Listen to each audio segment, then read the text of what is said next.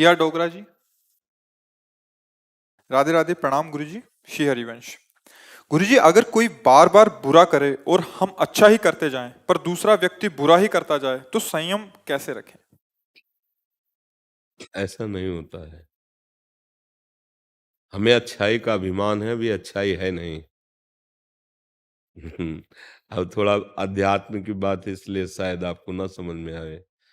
जब हमें अच्छाई का अभिमान होता है तो सामने हमें बुराई बार बार दिखाई देती है, नहीं तो हमें कृपा दिखाई देती है। अब आप हमको व्याख्या करके बताइए कि आपने क्या अच्छा किया और क्या किसने बुरा किया। आप बताइए तो हम आपको उत्तर उसमें दें। राधे राधे गुरु जी। बुरा, अगर आप किसी के लिए कुछ अच्छा करना चाहें और वो सामने से क्रोधित हो जाएं। तो हमारा क्या बिगड़ जाएगा? हमारा क्या बिगड़, क्योंकि हम अच्छा कर रहे हैं ना, तो हमें बुरा लगेगा ही नहीं ना, नहीं लगेगा बुरा। और अगर अच्छा का अहम है तो बुरा लग जाएगा।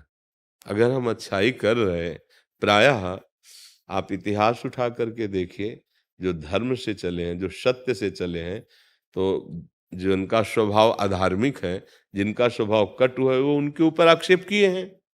वो उनको कई तरह से दुख देने की चेष्टा की है, लेकिन उनको कभी बुरा नहीं लगा है, क्योंकि वो अच्छे हैं, वो अच्छाई से चल रहे हैं।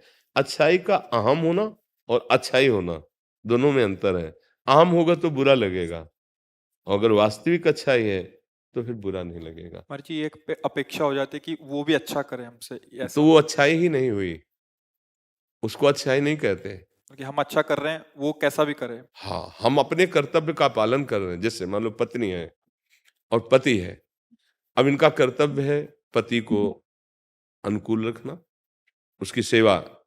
अब उसका कर्तव्य है पत्नी की कामनाओं की पूर्ति करते हुए दुलार करना, क्योंकि वो शरणागत है, एक तरह से पूर्ण समर्पित है, अपने परिवार को त्याग कर तुम्हारा आश्रय लिए।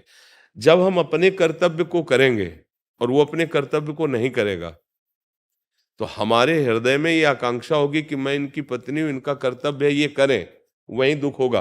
और ये है कि ठीक है, आपको जैसा मन आवे वैसा करो, लेकिन मेरा जो कर्तव्य है मैं उसको करूंगी। तो उससे वहां क्या होगा उसका मतलब नहीं, लेकिन भगवान आपके हृदय को शीतल करके और एक अच्छी ऐसी मार्ग में पहुंचा देंगे जहां कोई दुख सुख आपका स्पर्श नहीं करेगा। हम दुखी तब होते हैं जब हम चाहते हैं कि इनका कर्तव्य ये है, ये हमारे लिए कर्तव्य क्यों नहीं करते।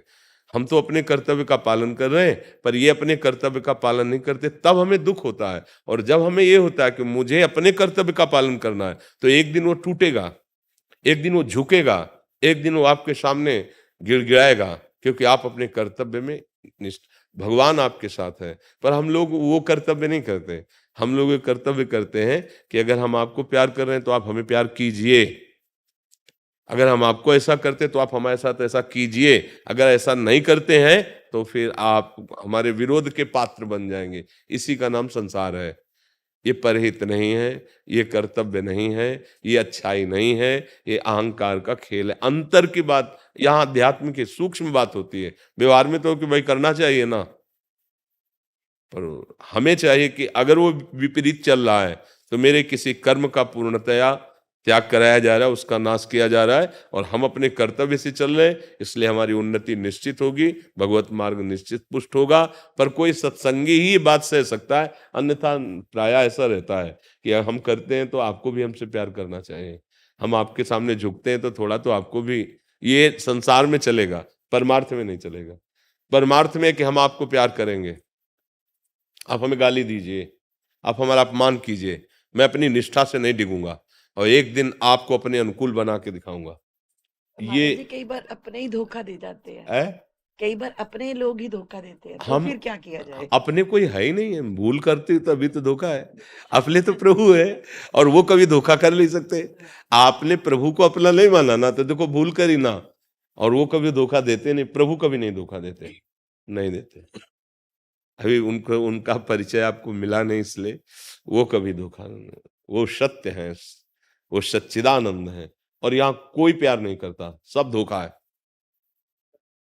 तुम्हारा रूप जब तक है ना तब तक तुम्हारा प्यार है, तुम्हारा शरीर जब तक है तब तक प्यार है, तुम्हारे पास रुपया जब तक है ना तब तक प्यार है। जिस दिन ये तीनों हट जाएंगे ना, रुपया और रूप और सब तुम्हारी योग्यता, वो कोई पूछेगा नहीं कि तुम कौन हो, कहाँ के हो, कैसी हो, वो देखेगा भी नहीं, चाहे पुत्र हो चाहे कोई भी हो, कोई भी हो।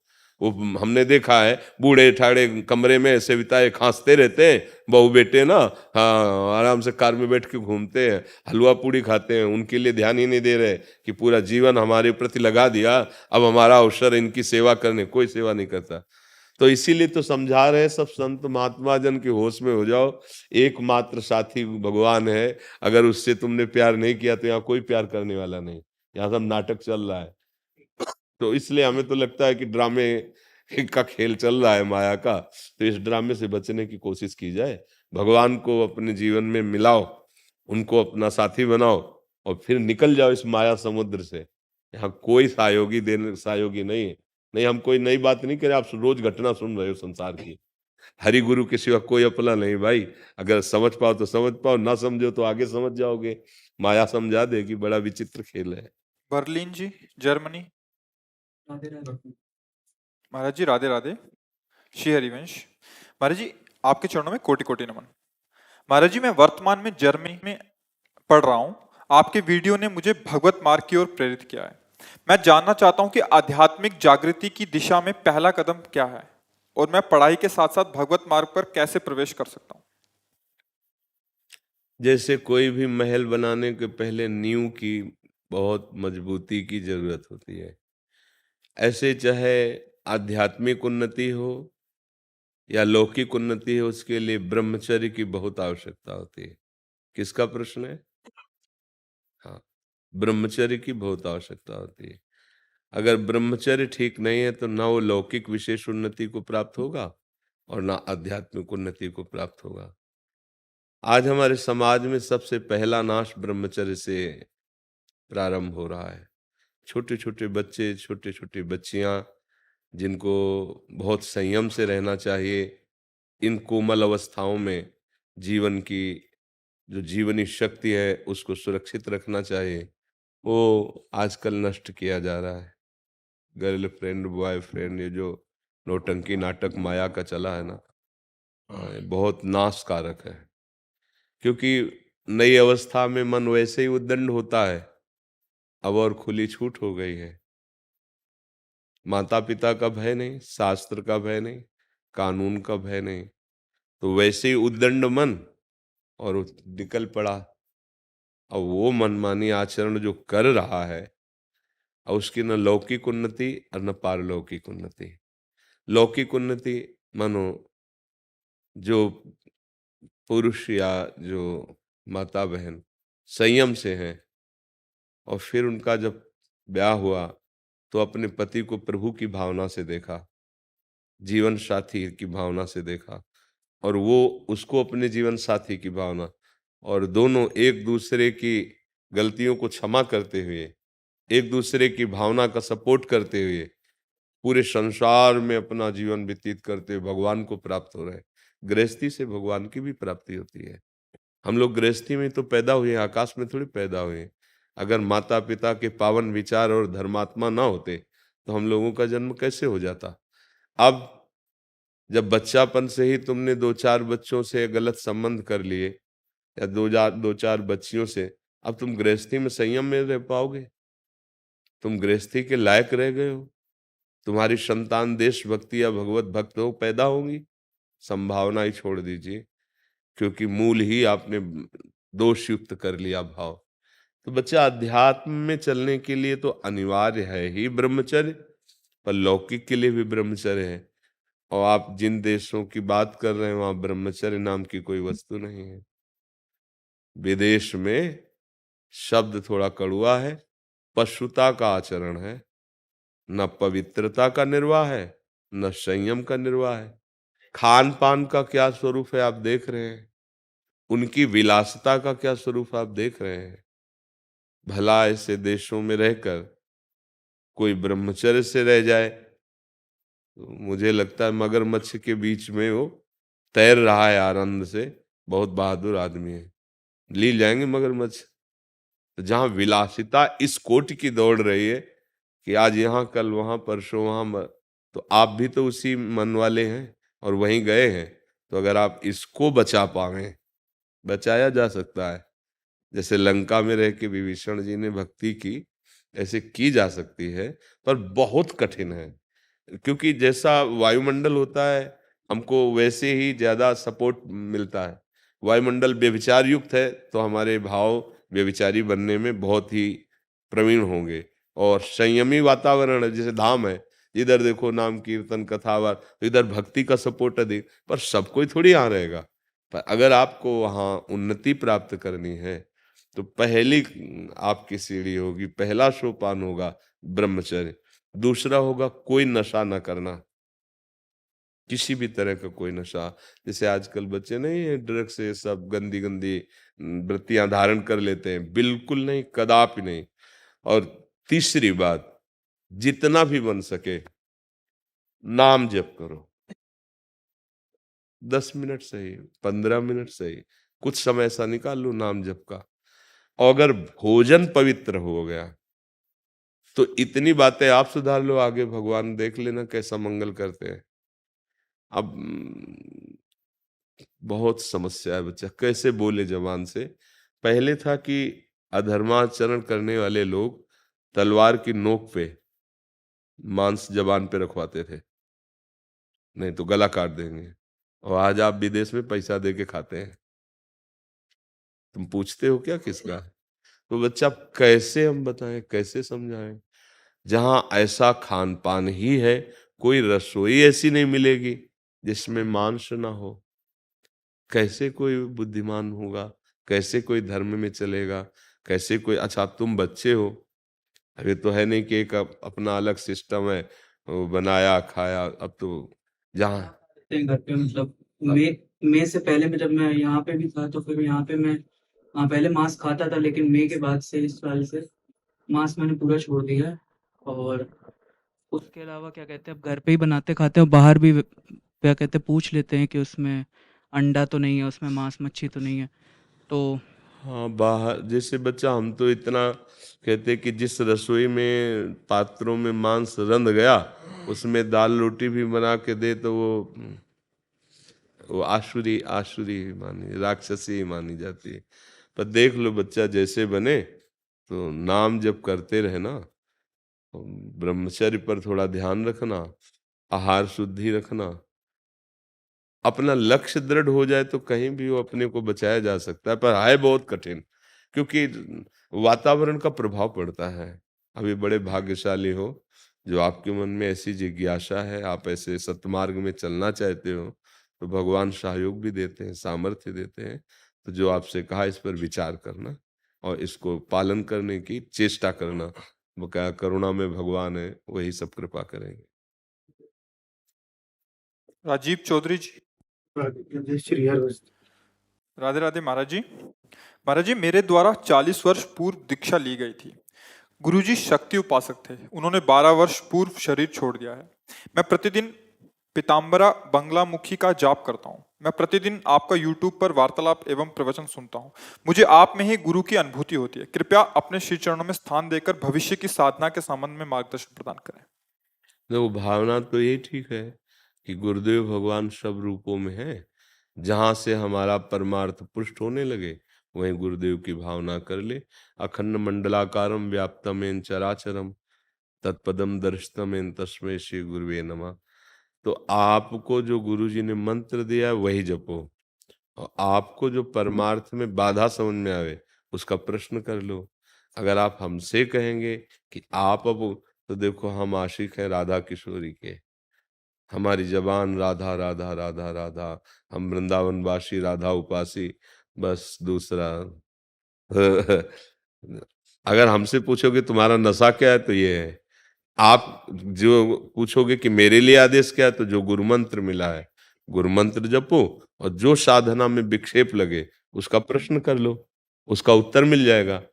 पर यहाँ की बात अगर पूछोगे कि तो राधा राधा राधा राधा, अब तो बेल फैल गई जाने सब कोई, मेरे तो गिरधर गोपाल दूसरा, अब तो राधा राधा राधा राधा राधा।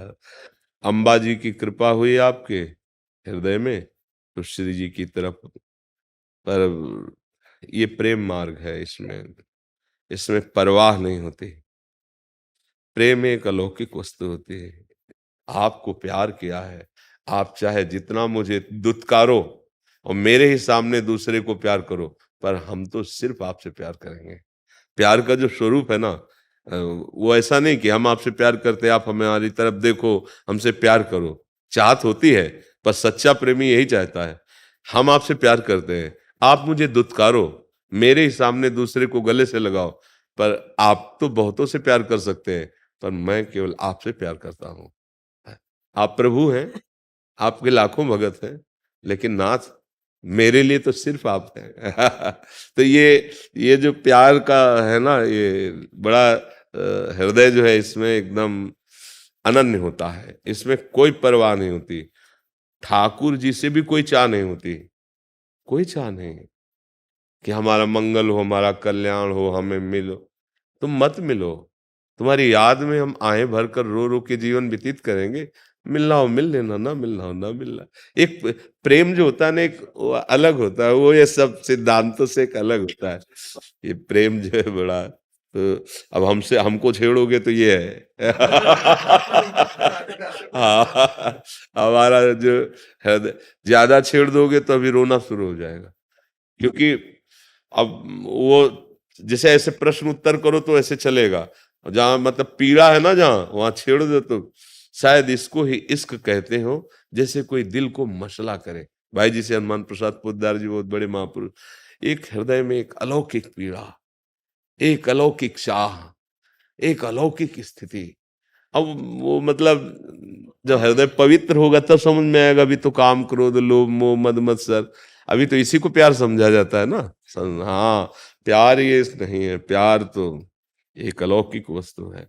और आप जितना प्यार सोचते हैं उससे अनंत गुना प्यार प्रभु आपको करते हैं, क्योंकि वास्तविक प्यार वही जानते हैं करना। अब हमारा मुंह तो इधर है संसार की तरफ, और प्यार प्रभु कर रहे हैं, तो मुझे लग रहा है संसार प्यार कर रहा है। थोड़ा लौटिए और प्रभु की तरफ होइए तो रो पड़ेगे कि कितना तुम प्यार करते थे, करते हो, और मैं समझ ही नहीं पाया कि आप प्यार कर रहे थे। ये बात बिल्कुल। वंश शेठ जी, श्री हरिवंश महाराज जी।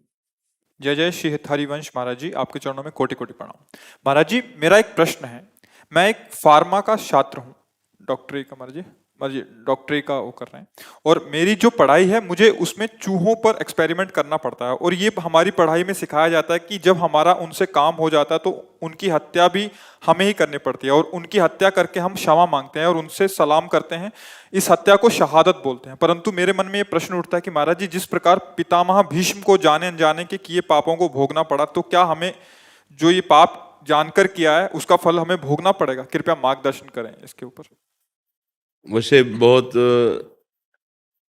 सूक्ष्म विषय है ये, क्योंकि आप औषधि का जो प्रयोग कर रहे हैं चूहे पर, उससे लाखों की जान बच सकती है। जैसे कोई भी अभी जैसे कोरोना वायरस फैला हुआ था, अब उसके लिए उनको बनाना है तो उसको पहले कहीं चेक करना पड़ेगा ना।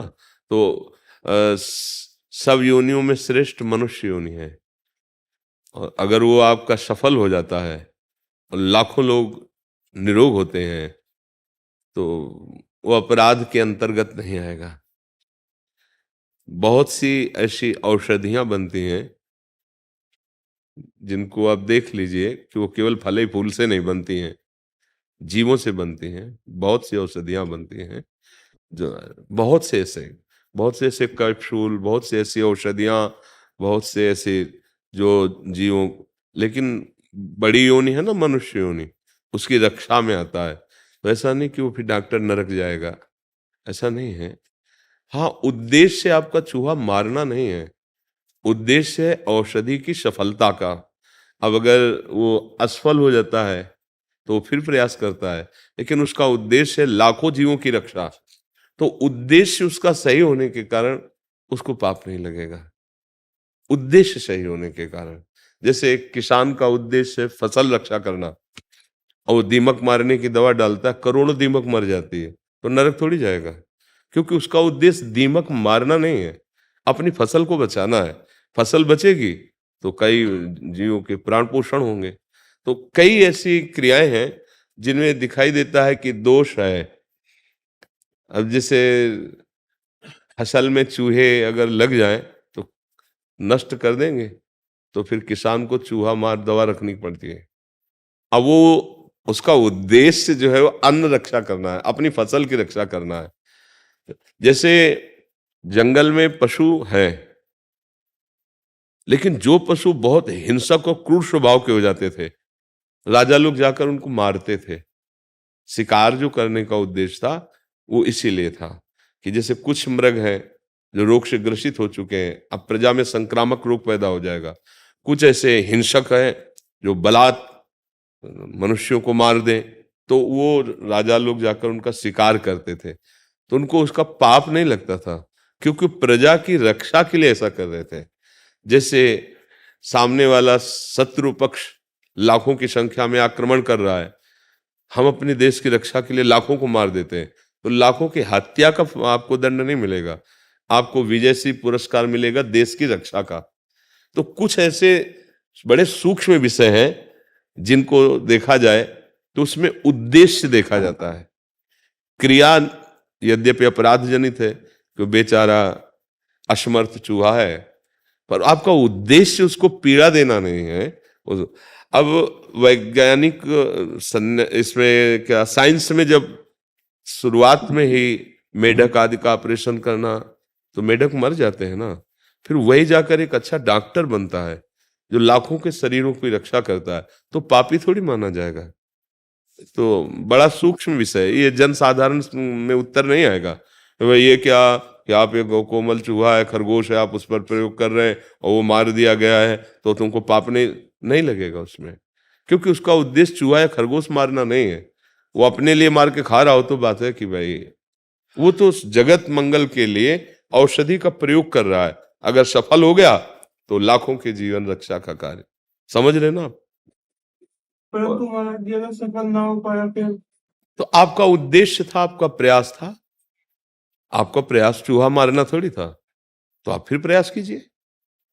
ऐसा थोड़ी कि एक बार में ही परफेक्ट कोई हो जाता हो, तो उसमें है। और देखो, बिना जीव के आहार के कोई जीवित नहीं रह सकता। गेहूं है, जीव है उसमें, जितना मुर्गे में है, बकरे में है, वही गेहूं में है, वही मूली में है। आप उखाड़ दीजिए, देखिए मर जाएगी, सूख जाएगी। हमारे लिए जो विधान बनाया गया, जीव बिना जीवे नहीं, बिना जीव खाए जी नहीं सकता। तो हमारे लिए जो विधान बना, अगर आप सही माने में देखिए तो दही में आप देखिए कितने कीड़े होते हैं। सोचो, आराम से पीते हैं ना, स्वास्थ्यवर्धक होता है ला। ये सूक्ष्म विचार है। जो चीज हमारे लिए निर्धारित है वो हमारे लिए है, जो निषेध है वो निषेध है। बड़ा सूक्ष्म विषय, उसको फालतू के तर्क में घसीट के नहीं ले जाते हैं। तो अब हमारी गाय के कीड़ा पड़ गया, अब हजारों कीड़े हैं, एक जीव गाय है और हजारों जीव कीड़े हैं। डॉक्टर के पास जाएंगे तो डॉक्टर क्या करेगा? हाथ तो जोड़ के थोड़ी कहे कीड़ा भगवान आप अलग हो जाओ, वो डालेगा दवा, सब मरेंगे, सब निकल जाएंगे, मरेंगे ना। उसका उद्देश्य कीड़ा मारना नहीं है, गौ की रक्षा करना है। आंतरिक विषय को समझना होगा, नहीं तो ऐसे तो फिर बहुत सब गड़बड़ हो जाएगा, ले हो जाएगा। हम आपसे सत्य कहते हैं कि गुरुवाणी किसी एक की नहीं है, पूरे विश्व ब्रह्मांड की है, जो स्वीकार करे। हम मतलब हृदय की बात कहते हैं। तो ये नहीं कि वो आपको ज्यादा प्यार करते हैं, हमको कम करेंगे, ऐसा ले। गुरुवाणी जी ऐसे ले, विश्व ब्रह्मांड का सिरताज है, स्वीकार करो। और चाहे जिस संप्रदाय के हो, चाहे जहाँ के हो, अगर आप कहीं भी जाते हैं तो आपकी गुरुवाणी का ही पोषण हो रहा है। जैसे आप आए तो गुरुवाणी की आज्ञा है कि साधु समागम करे, तो संत समागम। आपको पूरी श्रद्धा वहीं रखनी है गुरुवाणी पे। उन आज्ञा हुई है तो हम जा रहे हैं साधु समागम के लिए। वहां से हमारा कल्याण होगा इसलिए नहीं जा रहे हैं, समझना है। यहाँ से कल्याण होगा इसलिए नहीं आए हैं। गुरु आज्ञा है, गुरुवाणी की आज्ञा है, साधु समागम करे, इसलिए साधु समागम कर रहे। बात तो गुरुवाणी से बननी है, ऐसी निष्ठा हृदय में रखें। वाहिगुरु जी का खालसा, वाहिगुरु जी की फतेह। आओ जी विराजमान, आप विराजो। वाहिगुरु जी का खालसा, वाहिगुरु जी की फतेह। जटाले के जावे ने आले जावे पते पावे। सत श्री अकाल। बाबा जी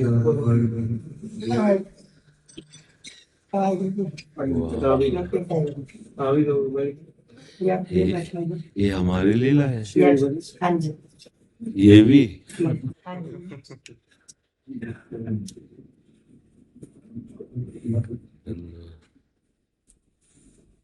काम क्रोध को मारने के लिए दिया।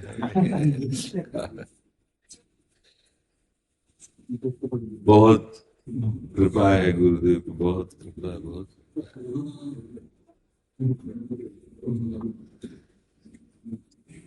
ये वहाँ हमारी कुटिया में श्री जी के पास 10वें गुरु गुरु गोविंद सिंह जी की बाणी आप बता दो।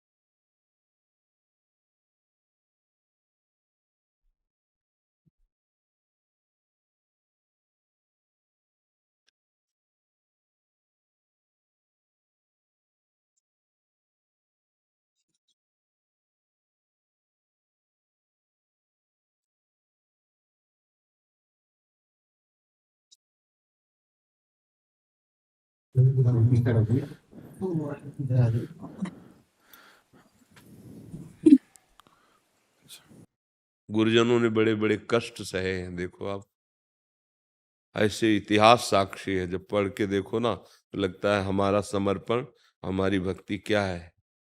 अपने जो गुरुजन हैं कैसे कैसे महान कष्ट सहे हैं, पर अपने धर्म को, अपनी निष्ठा को, अपने भाव को झुकने नहीं दिया, सुरक्षित रखा है। हम लोग माया के आकर्षण में इतने बह रहे हैं कि एक भी बात मानने के लिए तैयार नहीं है। अपने महतजनों की, गुरुजनों की अगर एक बात मान ले, गुरुवाणी की एक बात मान ले गुरुजनों की, तो वही भव समुद्र से पार कर दे। पर हम मनमानी आचरण कर बैठते हैं, आज्ञा का उल्लंघन कर देते हैं। देखो, गुरु मानना सहज है, पर गुरु की मानना बहुत कठिन है। गुरु मानना तो सहज है, मान लिया, लेकिन गुरु की मानना, बात बनेगी गुरु की मानने से। इसीलिए महापुरुषों ने कहा कि गुरु ग्रंथ साहब को ही सब कुछ समझिए। क्यों? वो गुरु की आज्ञा है। सबसे बड़ा बात क्या है? गुरु बना लेना नहीं है, गुरु की बात मानना है। तो गुरु की बात क्या है? गुरु ग्रंथ साहब है, साहब विराजमान है, वो जो कह रहे हैं उनकी बात मानो, हो गए परम कल्याण। उनकी बात ना मानो तो आपको लाभ नहीं मिलेगा। लाभ आप कहते जरूर रहेंगे कि हम गुरुदेव के हैं, लाभ नहीं। लाभ तो वहां बैठा हुआ है वाणी जी में, जो गुरुवाणी कह रही उसके अनुसार खुली वस्तु रखी, गुरुवाणी में खुली वस्तु रखी, बस ऐसे उठाना है और डूब जाना है उसमें। पर वो इतना बहिर्मुख है, इतना बाहरी भटकाव है कि वो उसे पकड़ ही नहीं पाया। खुली वस्तु रखी होती है, गुरुजनों ने खुली वस्तु रख दी है, बस उसको पकड़ लो, जो गुरुवाणी कह रही पकड़ लो और अंदर मनन करो, तो यहीं से आप प्रकट हो जाएंगे। यहीं यहीं बैठे हुए हैं, यहीं आनंद बैठा हुआ है, यहीं परमानंद बैठा हुआ है, यहीं जो बोलो राम बैठा हुआ है, श्याम बैठा हुआ है, यहीं वो बैठा हुआ है, कहीं दूर नहीं है। हम लोग क्या करते हैं कि जितना हमें मन को अच्छा लगा उतना तो मान लिया, और बकाया फिर हम नहीं मानते। तो ऐसा नहीं होता है। मन के अनुकूल गुरुवाणी नहीं होती, गुरुवाणी के अनुकूल मन को बनाना पड़ेगा। जो आज्ञा हो रही उसके अनुसार चलना पड़ेगा। और हम आपसे सत्य कहते हैं कि गुरुवाणी किसी एक की नहीं है, पूरे विश्व ब्रह्मांड की है। जो स्वीकार करे, हम मतलब हृदय की बात कहते हैं। तो ये नहीं कि वो आपको ज्यादा प्यार करते हमको कम करेंगे, ऐसा नहीं। गुरुवाणी जी ऐसे नहीं, विश्व ब्रह्मांड का सिरताज है, स्वीकार करो। और चाहे जिस संप्रदाय के हो, चाहे जहां के हो, वस्तु है ना। जैसे मीठा है, तो मीठा किसी संप्रदाय को ही मीठा लगेगा, ऐसा है क्या कि भाई तुम इस संप्रदाय के नहीं, तुम्हें मीठा नहीं लगेगा? नहीं नहीं लगेगा, वो मीठा है ना। अमृत है, गुरुवाणी अमृत है। आज तक हमको कभी एक शब्द भी ऐसा नहीं लगा कि हमारी बात नहीं है। ये हमारे गुरु की बात नहीं है, ये हमारे धर्म की बात नहीं है, ये हमारे मार्ग की बात, एक भी शब्द ऐसा। वो बड़े स्वरूप में भी गुरु ग्रंथ साहब जहाँ हम कुटिया में विराजते ना, तो अलमारी में ऐसे सिंहासन पे विराजमान, 2 खंड में, बड़े खंड में 2 खंड में विराजमान। आज से नहीं, 10वें वर्ष से, 10वें, हमें कभी नहीं लगा। और आपको सत्य बताएं, ये जो आप लोग दर्शन देते हैं ना, ये उसी का प्रताप है। आप लोग जो आके दर्शन दे रहे हैं ना, तो हमें समझ रहे हैं कि हमारे साहब हम पर प्रसन्न है, तो अपने पर पार्षदों को भेज करके प्रमाण देते हैं कि वो हमें प्यार करते हैं। वो हमें प्यार करते हैं कि आप सब पार्षदों को भेजकर। गुरुदेव साक्षात वाणी जी हैं। बार बार हम इसलिए कह रहे हैं कि गुरु बनाने के लिए लोग बहुत उत्सुक रहते हैं और गुरु बना लेते हैं। हम कहते हैं गुरु बनाने से बात नहीं बनेगी, गुरु की बात मानने से पड़े। आपको जो गुरुवाणी है, संपूर्ण सब ज्ञान भरा हुआ है, सब रस, सब जो चाहो जिधर चाहो, कोई ऐसा क्षेत्र नहीं है जो उसमें ना हो। भक्ति का, ज्ञान का, निराकार का, साकार का, जो चाहो, जहां चाहो, जैसे चाहो, वही गुरुवाणी आपको संभाल लेगी। वही आपको बता देगी क्या चाहते हो, निराकार रूप ये ले हो, साकार रूप ये ले हो, सब वस्तु विराजमान है, बस मान ले। इसमें कोई अपना पराय नहीं। गुरु की वाणी अपनी पराय नहीं होती है। गुरु, गुरु शब्द गुरु है, गुरु गुरु शब्द है। और त्रिभुवन में किसी भी कहीं का कोई भी जोगी महात्मा कोई भी हो, गुरु वाणी से ही पढ़ा है, बढ़ा है। अगर गुरुवाणी पर विश्वास नहीं है तो आगे नहीं बढ़ सकता है। हाँ, अब मेरे और तेरे शब्द थोड़ी लगते हैं गुरु में। गुरु शब्द की, मेरे गुरु तेरे गुरु, ये तो मायाकृत शब्द है। गुरु गुरु है, गुरु गुरु है और उसकी वाणी वाणी है। तो गुरु वाणी त्रिभुवन की वाणी है, त्रिभुवन का मंगल करने के लिए गरज रही है। बस हम उसको स्वीकार करें, उनकी आज्ञा के अनुसार चलें। हम मन के अनुसार नहीं, गुरु वाणी के अनुसार मन को चलावें, तो अभी आनंद के ऐसा अपार आनंद है कि आप सोच नहीं सकते। मतलब वो सुख ब्रह्मा को भी नहीं है। ब्रह्मा जी जो परमेष्ठी पद में है, वो सुख नहीं है। देवराज इंद्र को भी नहीं है वो सुख। सम्राट की तो बात जाने दो, जो गुरुवाणी अमृत पान कराती है वो ब्रह्मा के पास भी नहीं है। इसलिए बिल्कुल कहीं लुभायमान मत हो और कहीं किसी विषय पर झुको मत।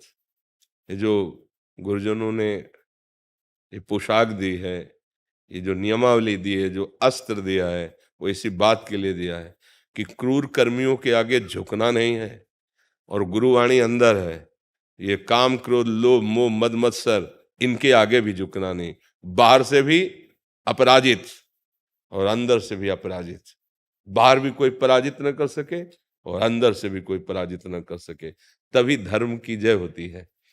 हाँ, बाहर से पराजित अगर कर दिया तो फिर अंदर की बात वो समझ नहीं पाएगा हमारी। इसीलिए सर्व सामर्थ्यशाली भगवत प्राप्त महापुरुष होते हुए भी ये जो अस्त्र धारण किए हैं ना, इसीलिए धारण किए हैं कि क्रूर कर्मी जो अधर्माचरण करने वाले हैं, वो भययुक्त होकर के भी यदि धर्म में लगेंगे तो उनका मंगल हो जाएगा, उनका मंगल।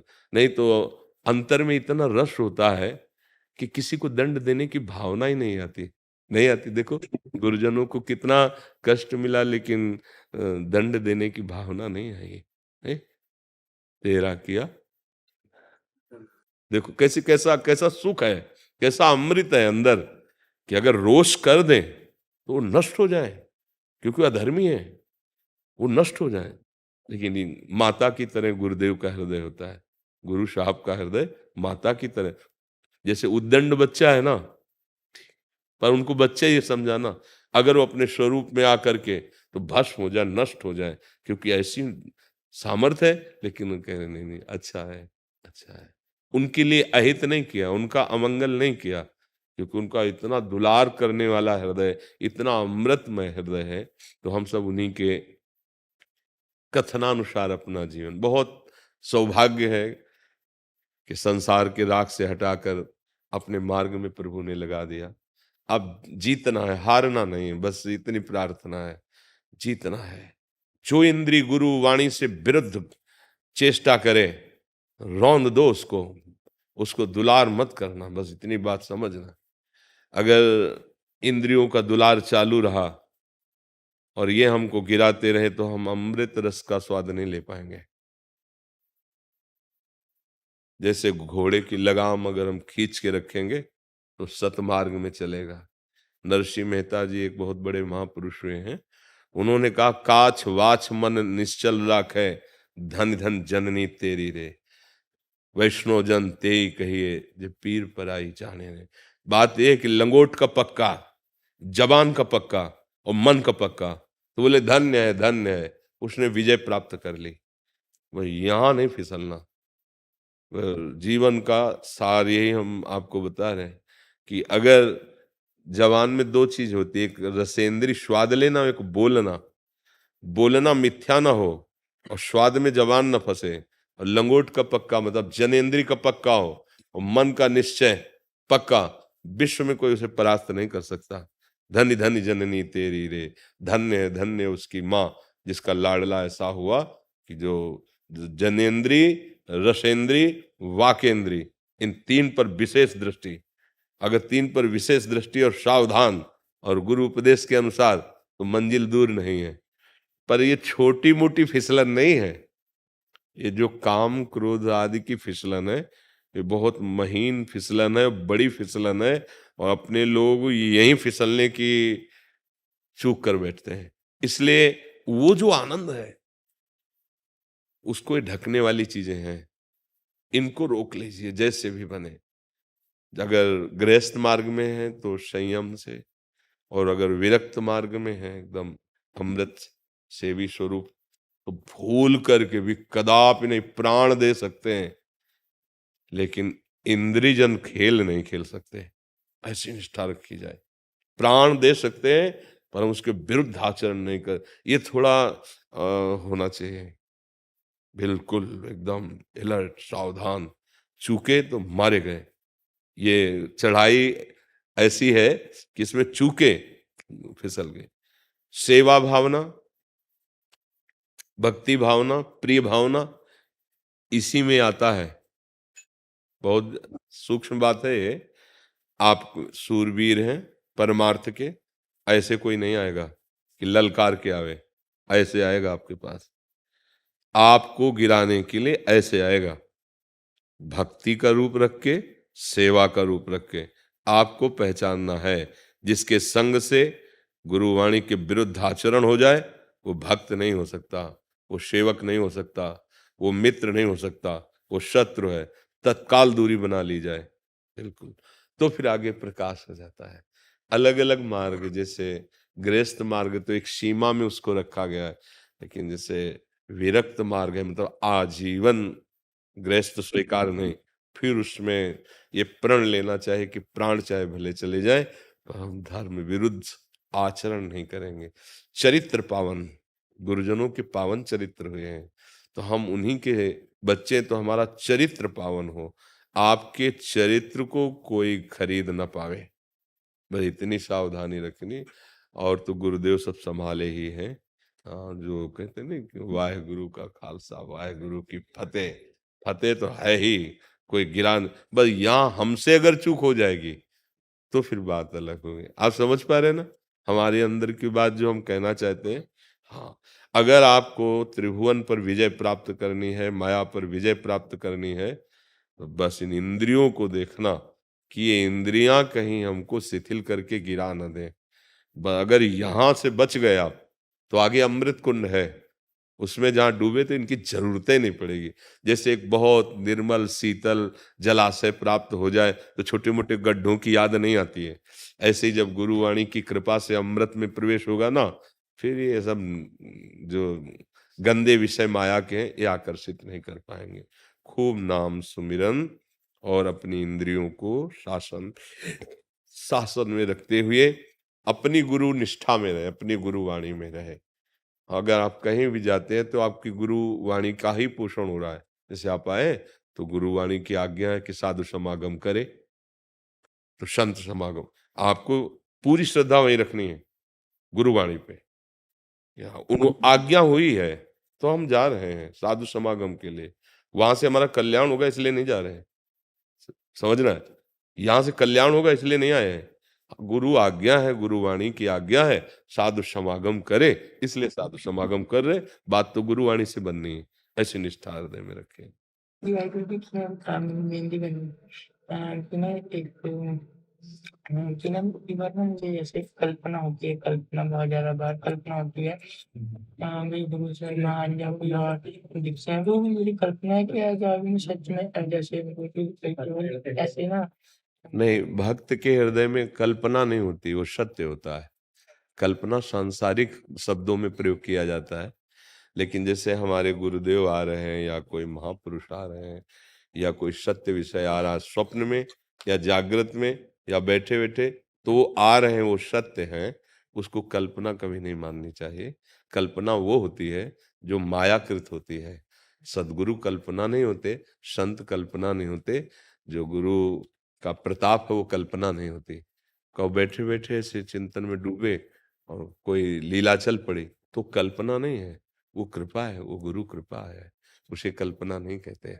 हाँ, भक्ति भाव में उसे भावना कहते हैं, पर वो भावना सिद्ध मानी जाती है, वो सत्य मानी जाती है। जो असत चिंतन है वो त्रिकाल में असत है, और जो सत है वो त्रिकाल में सत है। तो चाहे भावना में आ रहा हो या चिंतन में दिखाई दे रहा हो या स्वप्न में आ रहा हो, वो सत्य ही है, वो कृपा करके पधारते हैं। हाँ, उसमें सर वाहिगुरु जी का खालसा।